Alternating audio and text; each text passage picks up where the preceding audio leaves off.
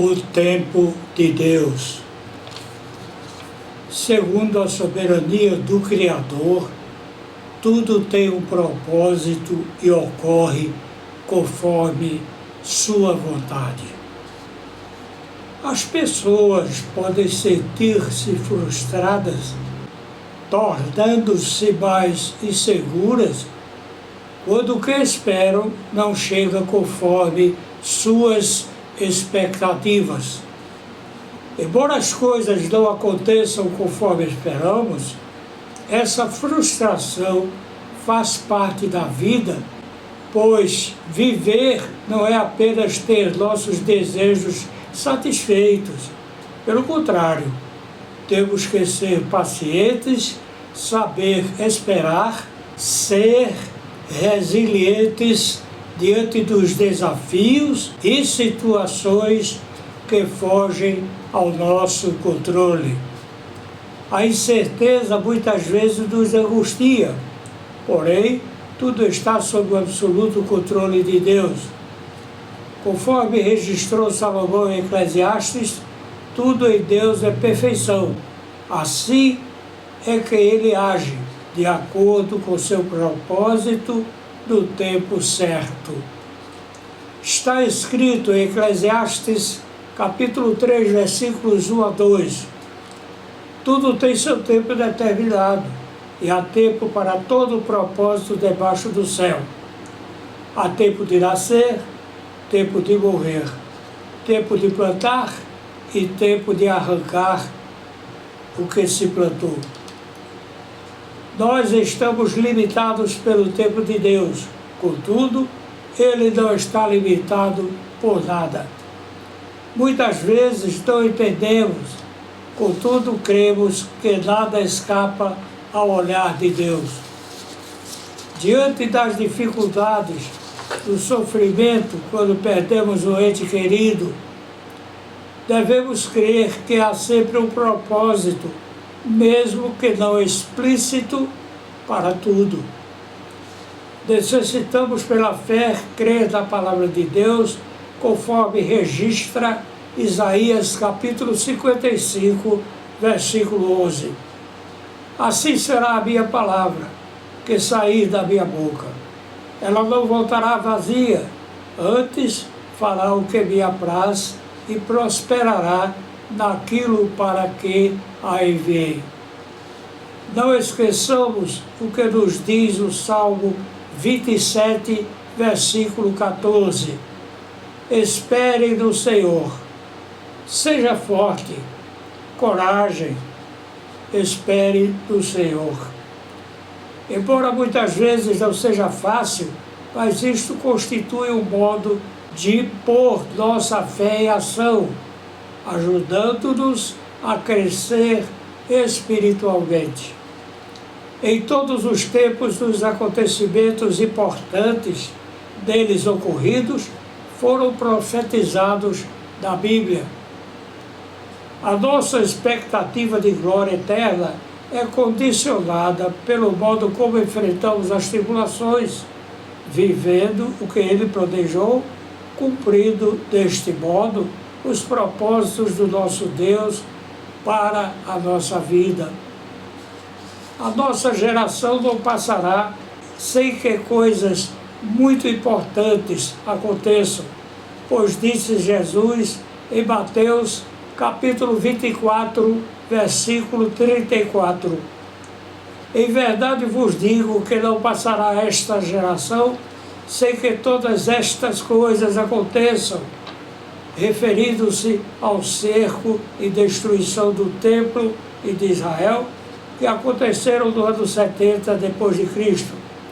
Falou ainda Jesus sobre guerras, falsos profetas, tribulações que a atual geração sofreria. Assim, a geração de judeus e discípulos que ouvia Jesus testemunharia a queda da cidade e do templo. Aqui Jesus também se refere à geração atual, falando sobre o juízo que virá sobre ela por rejeitarem Jesus. A destruição de Jerusalém e do segundo templo é parte, portanto, de uma profecia de Jesus de duplo cumprimento, referindo-se também ao juízo final e à segunda vinda de Jesus Cristo. Deste modo, a geração que vivenciará os sinais da tribulação, dentre eles a abominação da desolação, verá o retorno de Cristo. Está escrito em Efésios capítulo 5, versículos 15 a 17. Portanto, vede prudentemente como andais, não como nécios, mas como sábios, remindo o tempo, porquanto os dias são maus. Por isso, não sejais insensatos, mas entendei qual a vontade do Senhor.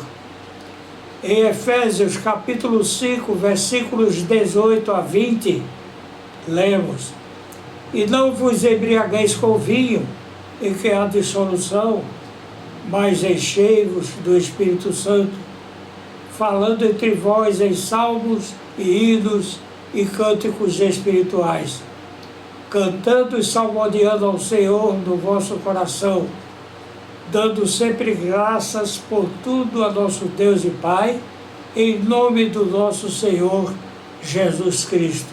O tempo de Deus é Kairós, o qual não se limita à ação humana.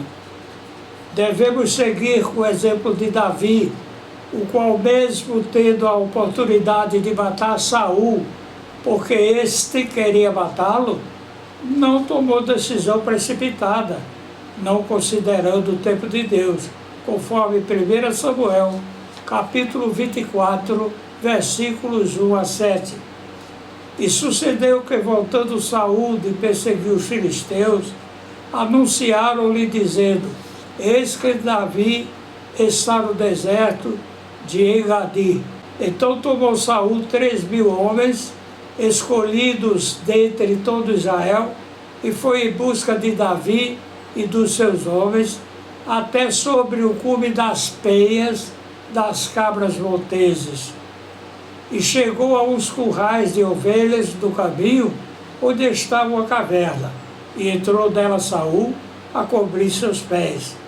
E Davi e seus homens estavam no fundo da caverna. Então os homens de Davi lhe disseram: Eis aqui o dia do qual o Senhor te diz: Eis que te dou o teu inimigo nas tuas mãos, e far-lhe-ás como te parecer bem aos teus olhos. E levantou-se Davi e mansamente cortou a orla do manto de Saul. Sucedeu, porém, que depois o coração doeu a Davi por ter cortado a orla do manto de Saul. E disse aos seus homens: O Senhor dos guardes de que eu faça tal coisa ao meu Senhor, ao ungido do Senhor, estendendo eu a minha mão contra ele, pois é o ungido do Senhor. E com estas palavras, Davi conteve seus homens e não lhes permitiu que se levantassem contra Saul.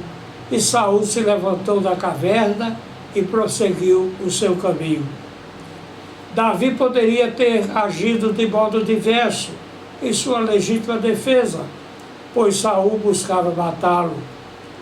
Davi aprendeu a viver no tempo de Deus, sob controle do Espírito Santo, o que controla a vida dos que temem a Deus. Quem assim procede, certamente a angústia não o perseguirá, tirando sua paz de espírito, porque confia no Senhor e nele é mais que vencedor. O escritor de Hebreus nos exorta em Hebreus capítulo 10, versículos 36 a 39, a sermos perseverantes, esperando com paciência o tempo de Deus. Porque necessitais de paciência, para que, depois de haver desfeito a vontade de Deus, possais alcançar a promessa. Porque ainda um pouquinho de tempo, e o que há de vir virá, e não tardará. Mas o justo viverá pela fé. E, se alguém se retirar, a minha alma não tem prazer dele. Nós, porém, não somos daqueles que se retiram para a perdição, mas daqueles que creem para a conservação da alma. Como você vive, do Cronos ou do Kairos? Quem vive no Cronos vive com pressa.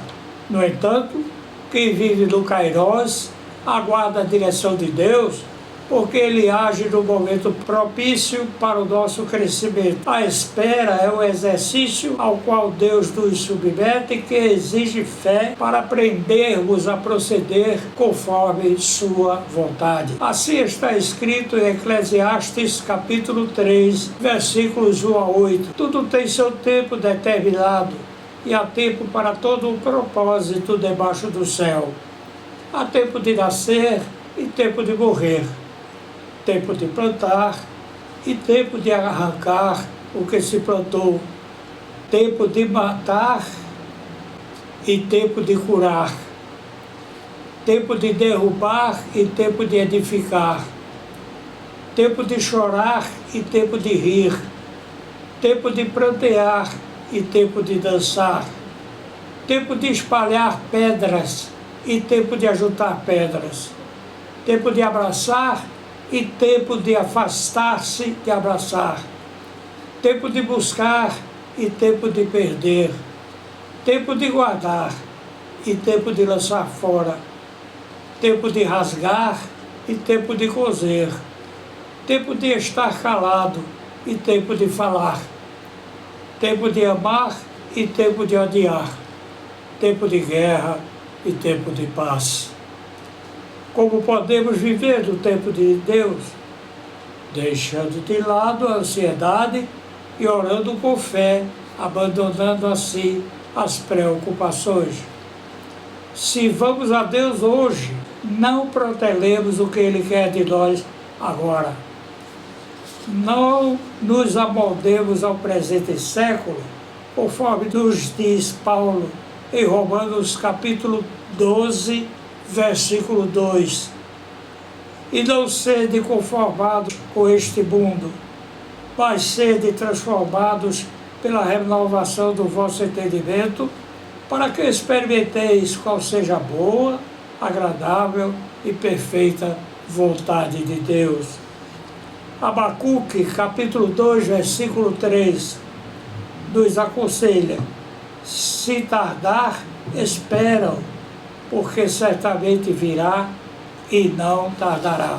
Também encontramos no Salmo 37, versículo 7, o conselho: descanse no Senhor e aguarde por Ele com paciência.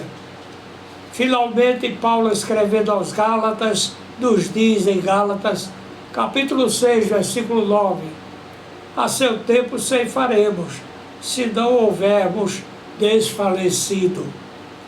Devemos descansar do Senhor, pois em Romanos capítulo 4, versículo 17, como está escrito: por Pai de muitas nações te constituí, perante aquele do qual creu, a saber, Deus, o qual vivifica os mortos e chama as coisas que não são como se já fossem. Este versículo enfatiza o poder soberano e criador de Deus, que age além das limitações humanas, trazendo à realidade o que ainda é invisível. Assim, a palavra de Deus nos mostra que Jesus é o supremo juiz e Senhor de todos, e chegará o dia no qual todos reconhecerão sua autoridade. O apóstolo Paulo baseou o que registrou em Romanos capítulo 14 em Isaías capítulo 45, versículo 23, com o intuito de nos lembrar que nós cristãos não devemos julgar uns aos outros, pois todos comparecerão diante do tribunal de Deus. Assim escreveu Isaías no capítulo 45, versículo 23. Por mim mesmo tenho jurado, já saiu da minha boca a palavra de justiça e não tornará atrás, que diante de mim se dobrará todo o joelho e por mim jurará toda língua. Finalmente, o Salmo 90, versículo 12, nos convida a refletir sobre a brevidade da vida, levando-nos a ter um coração sábio com foco na eternidade. Atendamos ao que nos incentiva a Bíblia, agindo bem, buscando o reino de Deus agora, porque o tempo é curto e próxima está a vinda do Senhor. Ao meu Deus e Pai por Cristo Jesus, toda a honra, toda a glória, de eternidade em eternidade. Amém.